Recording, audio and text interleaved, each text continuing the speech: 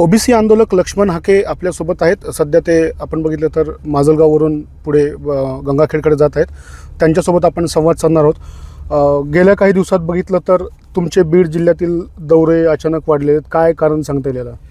हे बघा, फक्त बीड जिल्ह्यामधलाच नाही, छत्रपती संभाजीनगर, जालना जिल्हा, धाराशिव, नांदेड, लातूर, त्याचबरोबर बीड जिल्हा, गावोगावची लोक उत्स्फूर्त प्रतिसाद देत आहेत. रात्री अपरात्री गावामध्ये 10-11 वाजेपर्यंत आमच्या 500, 1000, 2000 लोकांच्या बैठका, सभा होत आहेत. लोकांचं म्हणणं आहे आपलं आरक्षण टिकलं पाहिजे. आपल्या आरक्षणाला जर ह्या झुंडशाहीच्या जोरावर, ह्या जरांगे पाटलाच्या सांगण्यावरनं जर शासनानं वेडावाकडा काही एखादा GR काढण्याचा प्रयत्न केला तर आपलं आरक्षण पूर्णतः संपून जाईल. आणि उद्या पंचायत राजच्या निवडणुका डोळ्यासमोर आहेत. गावोगावी बोगस कुणब्यांचा कुणबी सर्टिफिकेटचा सुळसुळाट झालेला आहे. आता आपला सरपंच होणार नाही, आपला ZP मेंबर होणार नाही, आपला पंचायती मेंबर होणार नाही. ही एक इनसिक्युरिटी या OBC भटक्या विमुक्त जाती जमातींच्या लोकांमध्ये निर्माण झालेली आहे. त्यांना विश्वास देणं आणि एक OBC जोडो अभियान. महाराष्ट्रानं अनेक पक्ष, अनेक इजम बघितले. महाराष्ट्राने एका बाजूला हिंदुत्ववाद बघितला, महाराष्ट्राने एका बाजूला बेगडी पुरोगामीवाद बघितला, महाराष्ट्रामधल्या राज्यकर्त्यांनी फुले शाहू आंबेडकरांचं नाव घेऊन महाराष्ट्र कसा ओरबाडून खाल्ला हेही बघितलं. आत्ता महाराष्ट्र इथून पुढच्या कालावधीमध्ये OBC चळवळ बघेल आणि महाराष्ट्राच्या राजकारणाची सूत्र OBCंच्या तांड्यावरनं, वाड्यावरनं, वस्त्यावरनं, गावागावातनं जातील. आणि ह्या सगळ्या लोकांना, OBCंना एका धाग्यात गुंपण्यासाठी OBC जोडो अभियानाची आम्ही चाचपणी करत आहोत आणि गावोगाव त्याला उत्स्फूर्त प्रतिसाद भेटतोय. तुमचं अभियान सुरू आहे. मात्र याआधी बघायला गेलं तर जे मराठा आंदोलक आहेत, मनोज जरांगे पाटील यांनी 28 तारखेला यांचं मुंबईत आंदोलन होणार आहे. त्या आंदोलनानंतर तुमचं अभियान सुरू झालेलं आहे असं म्हणता येईल? नाही, हे बघा, चेतावणी देण्याचं काम जरांगे पाटील करतायत. महाराष्ट्रात असुरक्षितता, दंगली भडकावण्याचं काम जरांगे पाटलांनी केलेलं आहे. आणि मुंबईमध्ये जाऊन त्यांना काय करायचं आहे? मुंबई निश्चित महाराष्ट्राची राजधानी आहे, मान्य आहे आम्हाला. पण मुंबईमध्ये चाकरमानी राहतो, मुंबईमध्ये कष्ट करणारी माणसं आहेत. महाराष्ट्रातल्या बेरोजगारांना, कष्टकऱ्यांना रोजीरोटी देण्याची राजधानी म्हणून मुंबईकडे पाहिलं जातं. मुंबईमध्ये जायचं, मुंबईचं ट्रॅफिक जाम करायचं, आम्ही आता इथून उठणारच नाही म्हणायचं. म्हणजे बीडमध्ये ज्या दंगली केल्या तेच गणेशोत्सवाच्या कालावधीमध्ये जरांगेंना मुंबईत जाऊन धिंगाणा घालायचा आहे. त्याला आरक्षण वगैरे ह्या सगळ्या गोष्टी किती कळतात हे महाराष्ट्राला कळून चुकलं आहे. जरांगेला फक्त मुंबईमध्ये जाऊन महाराष्ट्राच्या मुख्यमंत्र्याच्या विरोधामध्ये षड्यंत्र रचायचं आहे.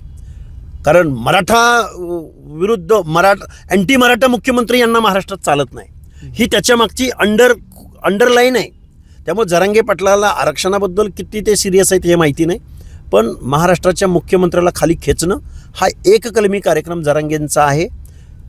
तुम्हाला सांगायचं म्हणजे मुंबईमध्ये दंगली भडकावणं यासाठीच ते मुंबईला निघालेले आहेत. काल ABP माझाच्या 0 ओव्हरमध्ये बोलताना जरांगे पाटील असं म्हणाले होते की कुठेतरी मुख्यमंत्री हे आंदोलन दडपण्याचा प्रयत्न करतात.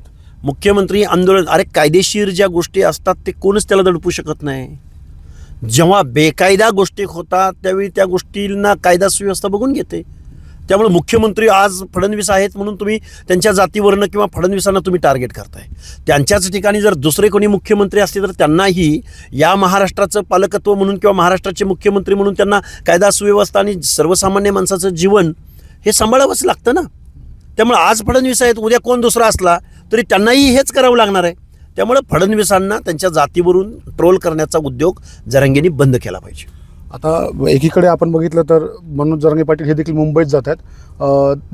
नंतर यानंतर तुमचं पाऊल काय असणार आहे? हे बघा, आम्ही गावगाड्यामध्ये आता फिरत आहोत. आम्ही महाराष्ट्रामध्ये OBC जोडो संघर्ष यात्रा आम्ही सुरू करत आहोत. आणि ही यात्रा न भूतो न भविष्यती. महाराष्ट्रानं अनेक संघर्ष यात्रा बघितल्या, पण OBCची संघर्ष यात्रा महाराष्ट्रामधली राजकारणाचं तख्त बदलणारी असेल. एकीकडे जर बघायला गेलं तर म्हणजे हे सगळे आंदोलन होत असतात, दुसरीकडे ह्याची टायमिंग जी असते ही टायमिंग मात्र कुठंतरी निवडणुका आल्या किंवा काही अशा गोष्टी असतील त्यावेळेसच हे आंदोलनं केली जातात का? म्हणजे मराठा असो की OBC असो, हे दोन्ही आंदोलनं अगदी आता आपण बघायला गेलं तर येणाऱ्या काळामध्ये निवडणुका होणार आहेत स्थानिक स्वराज्य संस्थांच्या, त्यासाठीच चालू आहे काय? हे बघा, निवडणुका डोळ्यासमोर आल्यावर अनेक आंदोलनं उभं राहतात, ते नॅचरल आहे, त्यामध्ये वावगं काही नाही. परंतु गणेशोत्सवाच्या कालावधीमध्ये मुंबईमध्ये अख्ख्या महाराष्ट्रातली लोक येतात आणि त्या गर्दीमध्ये जाऊन जरांगे पाटलांना काय साध्य करायचं आहे याचं एकदा गुप्तचर खात्यानं चौकशी केली पाहिजे. आणि जरांगेला बेड्या घालून सरळ गणपती उत्सव संपेपर्यंत सरळ जेलमध्ये टाकला पाहिजे. त्याशिवाय हे आंदोलन थांबणार नाही आणि सर्वसामान्य माणसाला वेटीस धरण्याची ह्यांची जी खोड आहे जुनी, ही खोड त्याशिवाय थांबणार नाही. तर नक्कीच आपण बघितलं तर हे होते लक्ष्मण हाके यांनी सांगितलेले की हे जे आंदोलन आहे हे मुंबईकरांना कुठेतरी त्रास देण्यासाठी केलं जात असल्याचं दिसतंय आणि याची चौकशी महाराष्ट्र शासनाने केली पाहिजे. स्वानंद पाटील, ABP माझा. ABP माझा, उघडा डोळे बघा नीट.